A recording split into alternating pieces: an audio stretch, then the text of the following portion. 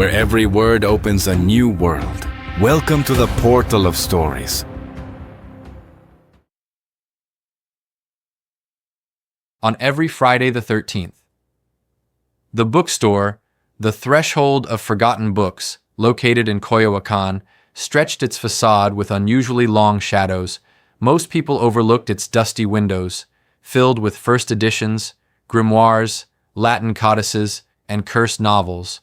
But not everyone had the same experience. Mateo Ortega, a comparative literature student at UNAM, felt a constant pull toward everything that defied the canon and embraced the strange. Since childhood, he sensed books hid more than words. Some force called to him, especially on days marked by Friday the 13th.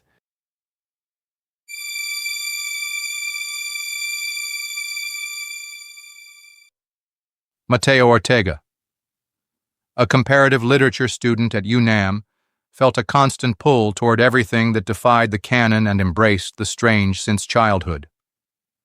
He sensed books hid more than words. Some force called to him, especially on days marked by Friday the 13th.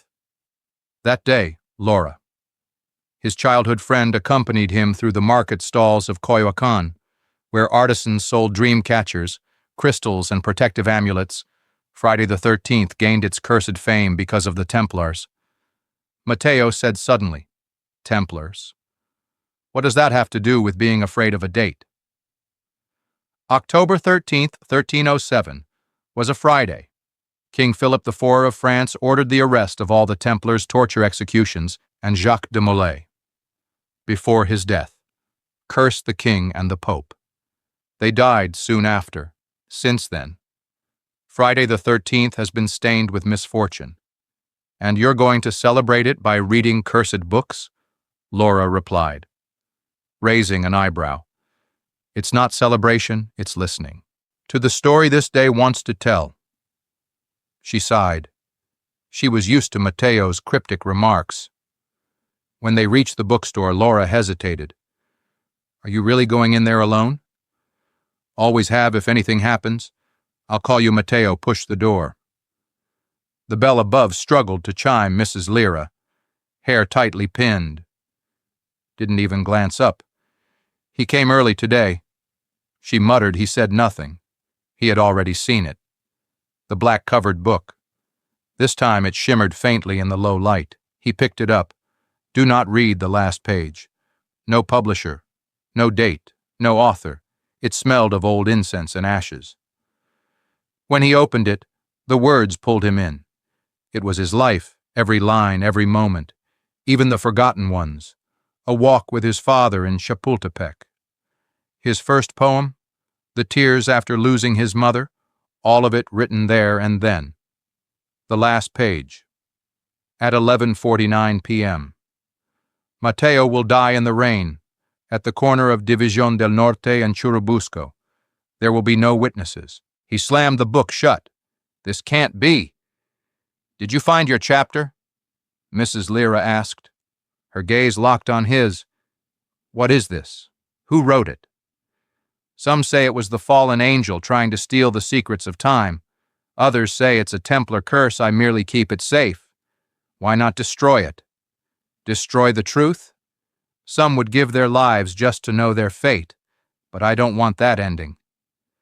"Then, young man, you have only a few hours to write a new one." Mateo ran out. Laura caught up to him. "What happened? You look pale. I don't have much time." "The book says so." "What do you mean?" "My death is written tonight at that intersection." She hesitated, but in his eyes she saw real fear. "Then let's find another story." Later that night, while the rain fell, Mateo and Laura made their way through Xochimilco's winding paths. They found the home of former librarian Joaquin Beltran, beyond the fog by the canals. But the journey wasn't easy. They hailed a taxi on Miguel Angel de Quevedo. The car crawled south as the city slept. Flickering lights, mist between the trees. Graffiti faded on the walls. Mateo stayed silent, clutching the book, as if it had a heartbeat. "What if we don't make it in time?" Laura whispered. Then at least I tried to change it.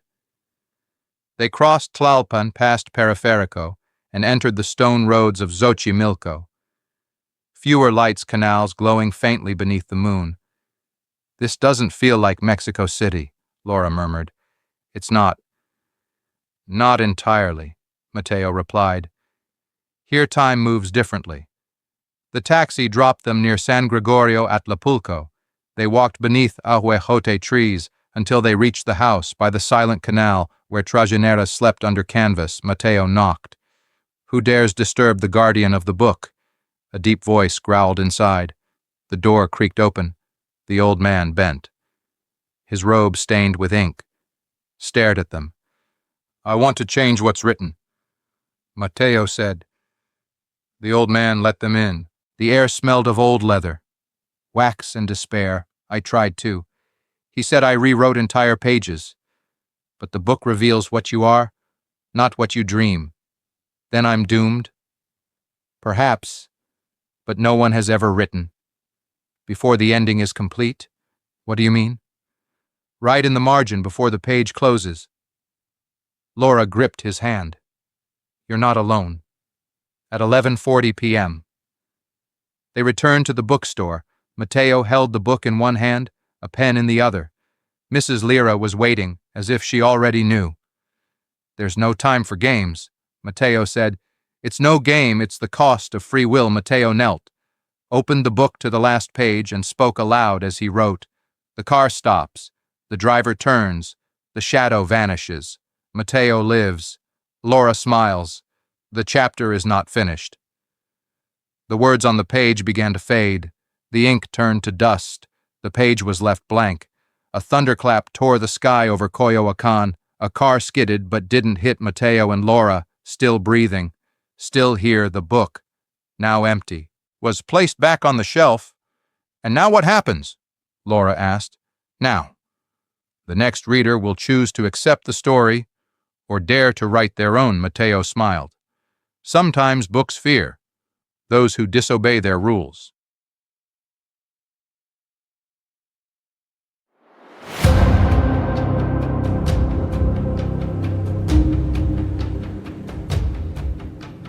Thank you for listening. The journey has just begun. Until next time.